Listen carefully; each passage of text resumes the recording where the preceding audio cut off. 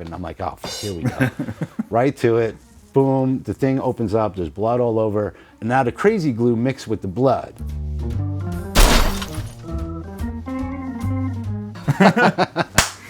What's up, everyone, and welcome to Coffee with Ola. Today with Michael Romeo. Good to see you. Good to see you finally. I have to make you uncomfortable for a second because I'm a huge fan. Like ever since Divine Wings of Tragedy was my first album. We can geek out. Perfect. I love that. And I listened to the Dark Chapter and all that stuff back, and I was getting into Dream Theater, but it was Symphony X and Dream Theater neck and neck, and I had the Japanese videotapes, not the actual tapes, but they were the online versions. Yeah. That probably didn't give you any money. Not a cent.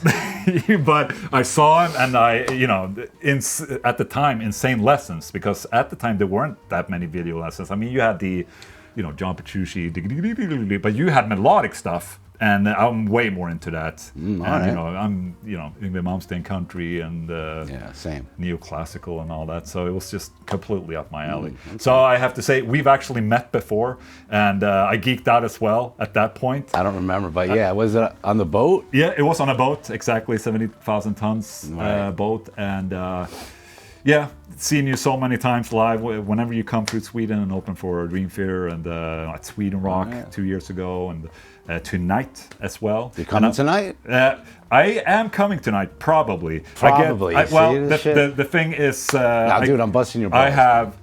It's something that's arisen the past couple of years. Anxiety, because I get bombarded by people. So, yeah, but you're a star, man. You're supposed to be used to it. Yeah, but I feel singled out. I don't feel comfortable in that. Okay. But maybe I can watch from backstage or something. I'll sneak in, like the back door. Yeah, then I'm there. It's good to have you here. I really did pull a lot of my people online to get you here, because it's for me it's such a great honor to have you here. You've meant a lot to my guitar playing, and I know a lot of other guys out there and their guitar playing, and I haven't let you speak anything. I'm listening on, and I appreciate that, man. I really do. I mean, all of us, learning how to play, and then you get to a point where it's like, I feel pretty good, and then you look at all the guys, like for me, that meant a lot to me, like Randy Rhoads, Van Halen growing up, and Yngwie and all these guys. So, if I could kind of pass that along a little bit, I mean, that's fucking amazing. So, who were your main influences when you started playing guitar? Like when I really first started, probably the normal stuff, Zeppelin, Sabbath, AC/DC, that kind of, learning chords and pentatonic stuff. And then as I got more into it, Randy Rhoads is probably the big turning point. Right. It's like, all right, this is what I want to do. This is the kind of stuff I like, a little bit of the classical influence. And then, of course, Yngwie, Van Halen. So it was like Randy when you started practicing, like for real, you decided, okay, it's time. I think around that time, it was Randy, it was Al Di Meola, and it was Yngwie, probably those three. And then there was all the shrapnel stuff, Paul Gilbert, and then it was just like, holy shit. I mean, it was insane. There was so many guys that were amazing. Yeah. And then it's like, all right, I got to practice a lot. And Symphony X, first album was 94, but when did you start the band? 94. 94. Yeah. So it was a weird thing. It was like, I mean, at that time, I was in other bands around town, just kind of, dicking around, nothing serious. I had I think I had a 4-track, maybe I had an 8-track at that time. Right. And a drum machine, an old Alesis, whatever the hell it was. And I would just do noodling, just jamming some instrumental stuff. And I was like, I got a couple tunes. And I sent it to Guitar World and Guitar Player and this and that. And started getting feedback, it was in this magazine, then there was some Japanese thing, and then out of the blue, some label in Japan just called my house. I guess I had my number somewhere, I don't know. And they're like, oh yeah, do you have a band like this? We want to sign, a band like this. So I was like, oh yeah, I got a band like this. So that was how the band started. I'm like, shit, who can I call? Okay. So I started calling, guys I knew. And right. So the cool thing that I was gonna mention, and saying that you formed the band in '94 and released the album in '94, is at that time it felt like you were releasing albums all the time. like it was a high tempo. It seemed like. I mean, the music is freaking insane. Amazing choruses, amazing songwriting, and that's something that I think Symphony X differentiates from a lot of other bands, is that you still write songs, but insanely technical songs. It's not like completely prog. You're still in the prog world, but it's still songs with like kick-ass, catchy choruses. And I just felt after I found you, you kept like releasing more and more albums all the time. There's so much material for me to listen to. I'm happy with this.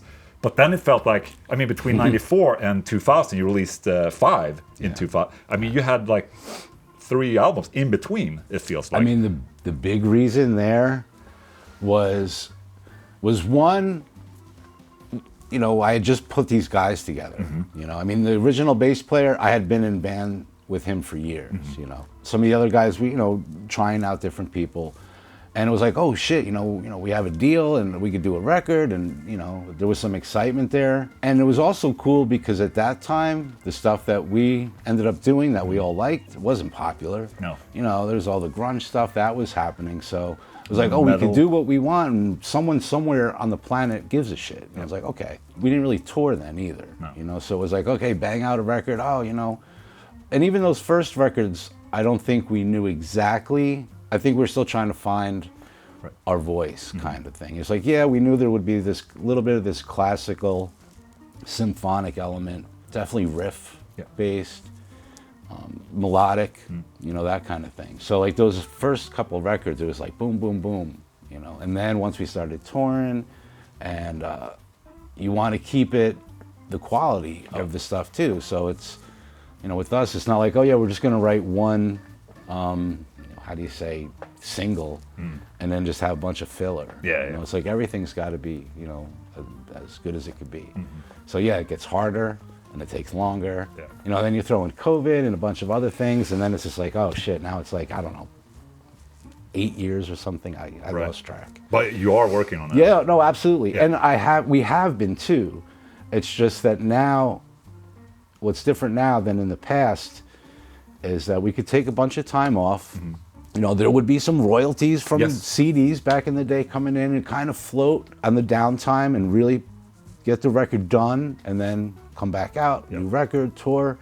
So now it's like, well, that money's gone, so I have to tour a little bit, keep things going, work on the record, go back out. So it's been like that for a while. Right. And for me, I mean, I do most of the writing, so for me it's hard because you're sitting in the studio for whatever month, oh, I got this idea, and you're trying to put these things together, and it's like, oh, we got to go on tour now. It's like, all right, cool, do our thing, and then you come back, and it's like, what the fuck was I working on again? Like, what was this riff here? And so you're trying to arrange all this stuff. That takes time too. And then you're like, oh, I got all these new ideas. So then you keep adding, and then, after a long period of time, it's like, oh my God, there's so much stuff. I can't even manage it now. Plenty of material, like 3 hours of stuff. But now it's actually making sense of it. Okay. So how do you differentiate your own solo stuff and the Symphony X stuff? I mean, do you feel like, okay, this is Michael Romeo? No, not really. I mean, with the solo thing, it was, at that time, there was just things that were happening. Russ had gotten in an accident. And he wasn't even sure, going through something like that. He's like, dude, I don't know, if I could do this, and my family and all these things probably, come into your head. And, I was just like, dude, do what you have to do. Take as much time as you need, sort it out. And I was like, all right, well, maybe there's a little downtime now. I'll do this solo record, So it wasn't like I had so much stuff that, oh, I'm going to do a solo. I was like, well, there's a little bit of time here. We're going to kind of see what happens. It might be fun to do it and do something a little different. Like on the solo record, there's maybe a little more cinematics. There's like friggin' dubstep and just wacky shit. It's like I can do whatever I want. So it's more fun. Waters. Yeah, just have fun. Yeah, you guys have been in I want to talk about your live performance, because not only are you a great band, the live performance is freaking insane too. And I think one thing I suspect that it's maybe that you guys have been playing, like you haven't really had any member switches. I mean, back in the beginning you did, but basically the core is still there. And it seems like you have such a routine for playing live that really shines through. And in my opinion, sounds way better than a lot of other bands that are out there playing. No. You really have a gel to the band. That is totally true. It's same guys now since, oh man, like 2000 or whatever. Yeah. So it's a long time. Yeah. And yeah, there is that thing. It's like we all know what we're gonna do, and yeah, it's just natural. Right. You know, it's like if I'm doing something, I see Russ, it's like, oh yeah, here comes Russ, and then I'll go over here. You know what I mean? It's like, all right, we're gonna do something silly now. Here comes this. Yeah. Oh, that's fine. Russ is also such a great entertainer. Oh yeah, he's he's frontman. great frontman. Yeah. If it's okay, I would want to ask you. It's something I usually ask my guests, since I'm a songwriter as well. I'm very interested in the songwriting aspect, and I usually ask the question, okay, how do you start a song? Okay. Which might be easy to answer or very hard to answer. That's no, that's not hard to answer. It's hard to make that happen. Absolutely. Like in practice, yes, to do it. But for me, I mean, the thing that helps me the most, because like technically, yeah, it's like if I'm thinking about riffs, I'm thinking, the Sabbath, Pantera, right, Ozzy and Randy. Or if it's something more progressive, it's like, Rush. I was a big Rush fan. So it's like, if I know where I'm headed, I know what my brain is pulling from. Okay. But to actually start, the thing that helps me the most is having a concept or an idea. Like that's why with Symphony X, the records always have a theme. Yeah. Or a story, or like the Odyssey, where there's this journey thing. And then it's kind of like, you just have to fill in the blanks. Right.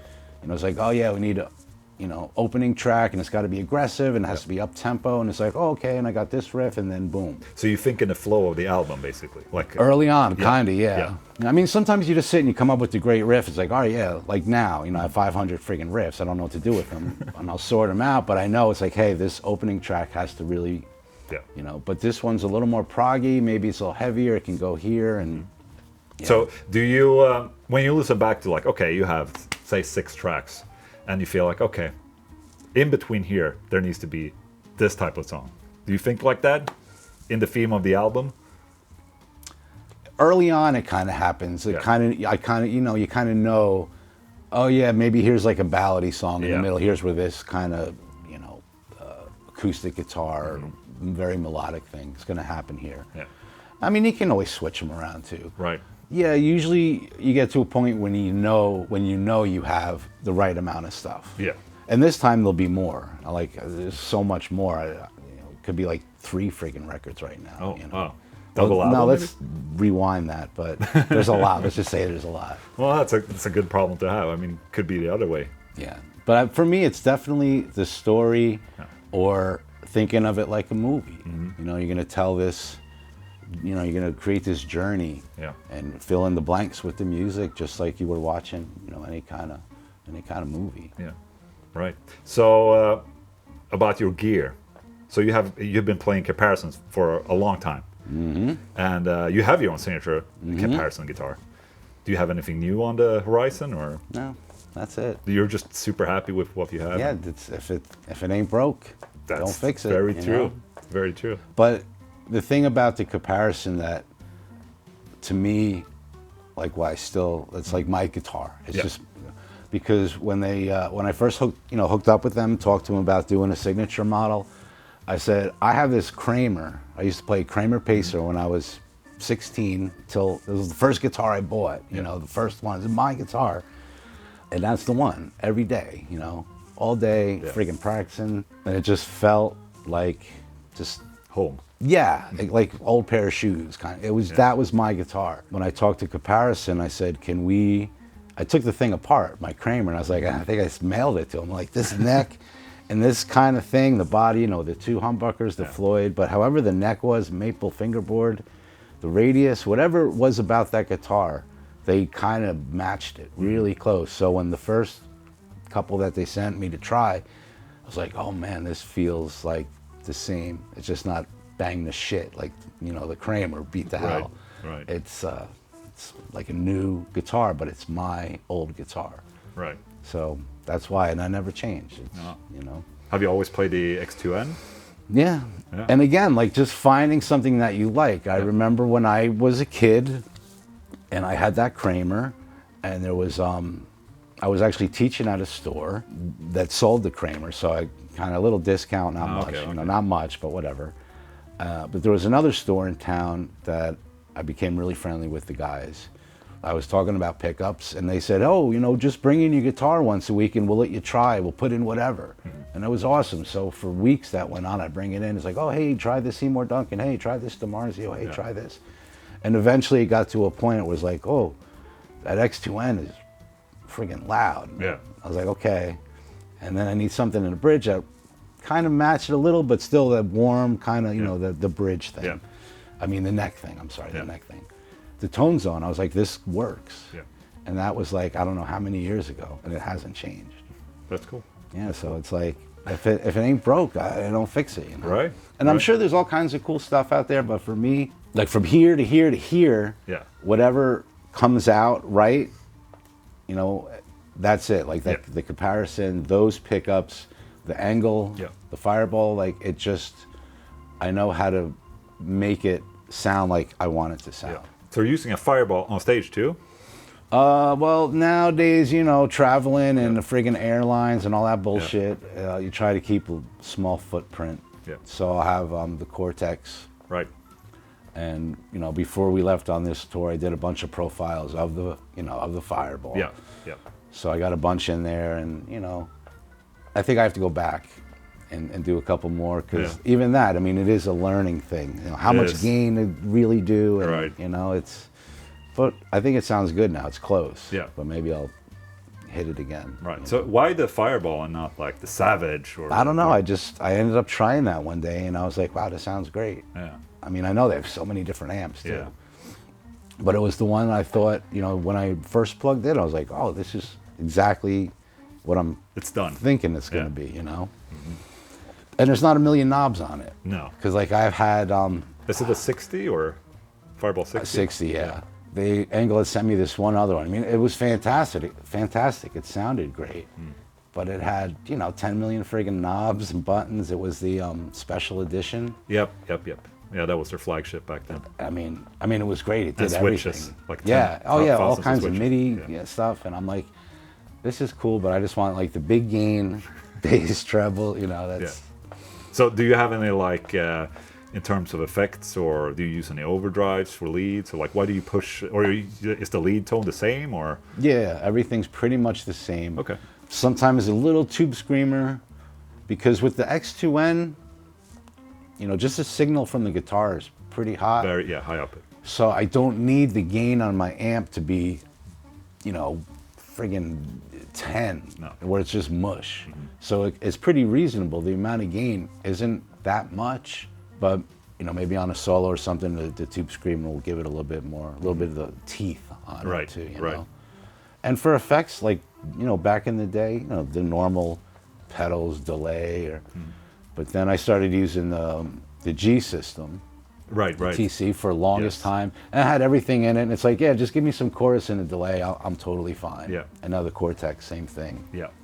I mean, I'm easy. I don't, you know, I don't need anything crazy. Weren't you using like Rocktron, like in Telefx back in the day or something like that? Yeah. Did I actually have that in my rig though? That might have been like an early interview or something like that. But Yeah. did you ever try the G major? They have the G system, but then there's also the lesser G major. And I think, but isn't the G major just, it's just like an effects rack, right? It is an effects rack for guitar Okay. that they had. All right, yeah, I do remember that. I just remember the G system was cool, so it had the whole pedal Yeah. board. Like, I don't know if that one has No, a it pedal did not. board. It did not. All right, so I was like, yeah, the pedal thing, it's all in one. It sounds fine. Yeah. Done. You Yeah. know? Awesome. So you don't have any cabs on stage now or anything like I do. that? Okay. Yeah. So you're using a power amp? Yes. Okay. Yeah. I mean, I have two profiles in the Cortex. Yeah. And one I did just the preamp section. Yeah. So if I'm lucky enough at a festival or somewhere that I can get angles, because, you Yes. know, we can get you whatever you want. You show up there and it's, It's always that's a a whole nother, rectifier of that's a whole nother conversation. Yeah. But if they do have the heads there, I'll use the power section. Yeah. So I have like, my angle thing in the Cortex with all the effects, Yeah. the front end, and use the effects return for power. And if they don't, I have, what is this? The Seymour Duncan, you know. Power stage. Exactly. Yeah. Which is fine. Yeah. Because like I don't have in-ears or any of that. I just want to hear, just want my pants to move like when the air comes. Exactly. You know? Oh, that's exactly how I run my live shows as well. It's a quad Cortex. It's a Englund Powerball preamp. Okay. And also, I have direct to front of house if I want, but same. Bring it for because you never know, right? Like you said, you never know about a festival. It could be a JCM 900 that's broken, you know. And usually it is. It is, exactly. So, but it's nice to have an effects loop going in the back and the cabs, you know, so you get, it feels real. Yeah. I mean, at least for me, it feels more real Yeah. than just the front of house direct signal. I totally agree, dude. I mean, I know with the in-ears and getting everything direct is probably nice and clean, like you're in a studio, but, you know, I'm not in a studio. And to be honest, like sometimes if I'm up there and I'm fucking up, I can just move away from my cab and I don't have to listen to the mistakes and come back when I'm like, oh yeah, right, okay. You know, you have a little bit of that swampy stage thing, so. Right. Well, yeah, sometimes when you use in-ears and you listen, you know, you just hear a little too much. You're like, oh God, and it's like, I can't get away from it, you know? Yeah. I wonder, do you remember what you were using for like amp at the Divine Wings of Tragedy album? Why I'm asking is because it is my first album, and you know, I'm obsessed with the tone of that album. It had to be the only other real amp I used. It was probably Tri-Axis, right? Is that the one? Yeah, the Boogie, Mesa. the one back in the day. Right. Is that what it's called? Yeah. Right? Yeah. That's what it was. Oh, okay. So one of those on like a Mesa power amp, or? What the hell did I have for a power amp? Oh, so long ago.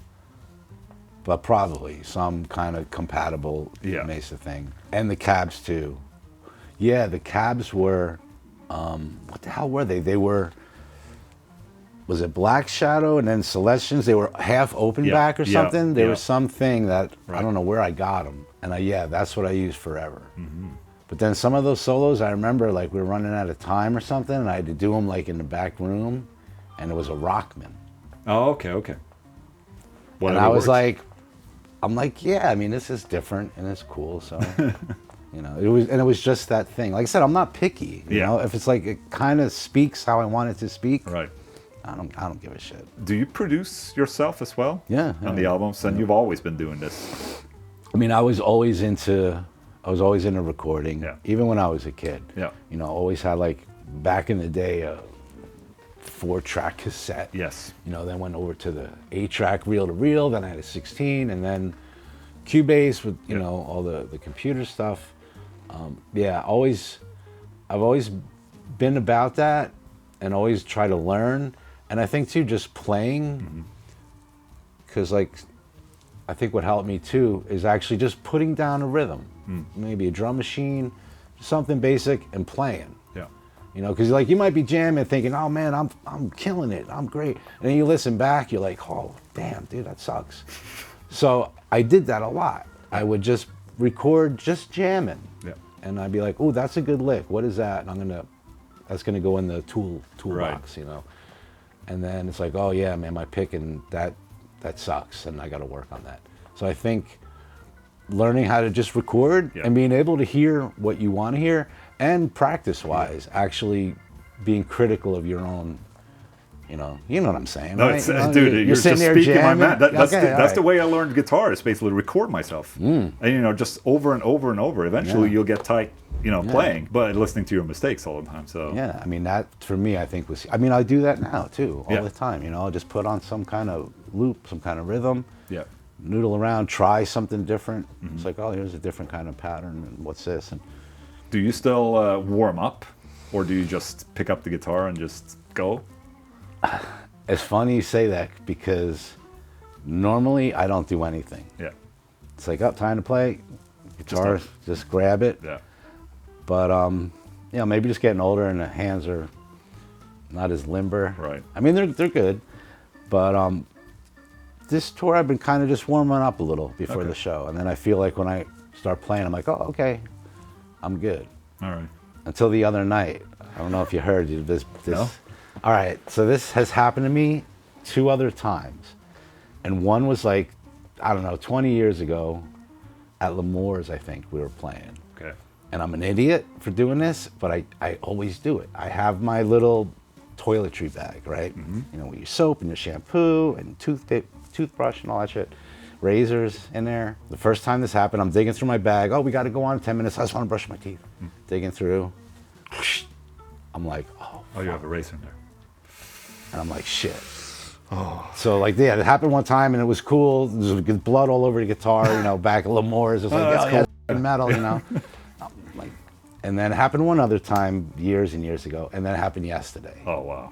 Happened yesterday. And I always hear little voices like, oh man, I think you have razors in there. I'm like, oh, that's okay. And sure as shit, dude, I'm digging through my bag. You know, I'm like, yeah, I'm gonna brush my teeth. I'm gonna have dinner, you know, make sure I don't have broccoli in my teeth. I'm like, I'm digging through. I'm like, oh, you gotta be fucking kidding me. Sure enough, you know. Oh. And we go on at 9:15 and it's 9:05, yeah. right? And I got blood all coming down. I asked the guitar tech, I'm like, do we have crazy glue?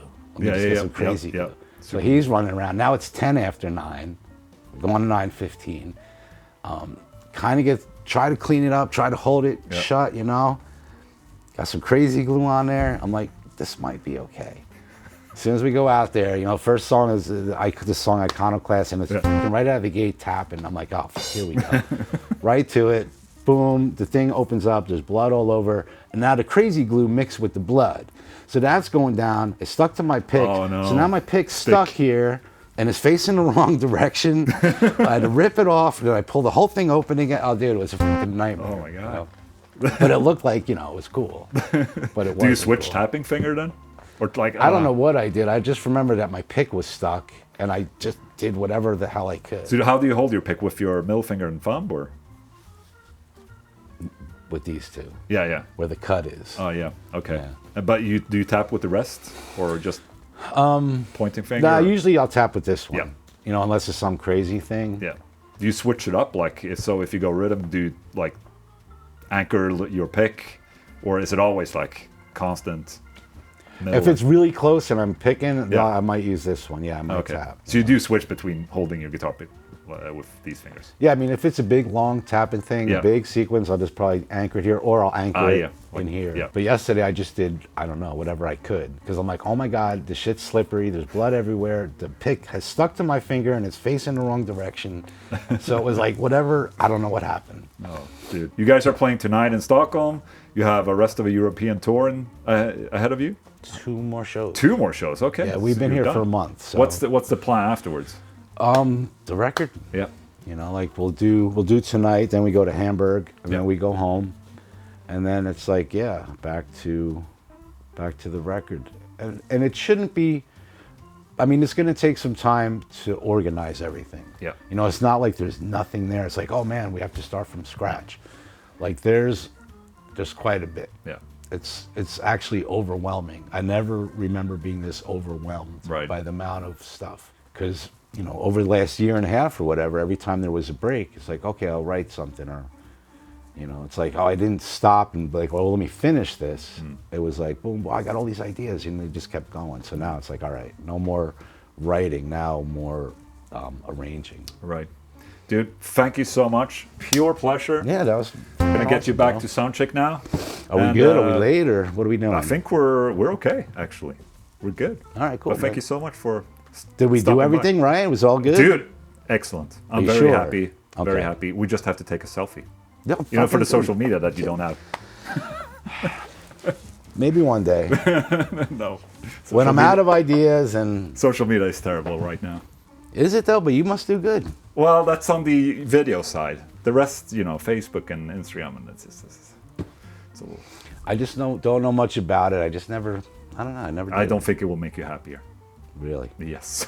All right, I trust you 100% then. Cause, awesome. Okay. I mean, I could see like if you know. You want people to know you have a new record coming out, but I think you have people that fix that for you, so no problem. Yeah. No problem. Anyways, whenever you start your YouTube channel, you know where to call. I'm gonna. Yes, good. If I do something. Awesome. You know, but I think now it's like, I mean, with the record, I got so much shit to do. Yeah. You know, and And if I did do it, I'd want to do it right. Yes. And not just half-ass it. And, Yeah. you know what I mean? Like, do something real, but there's too much other things to do. Yeah. Very cool. All right, bro. All right. Thank you so much.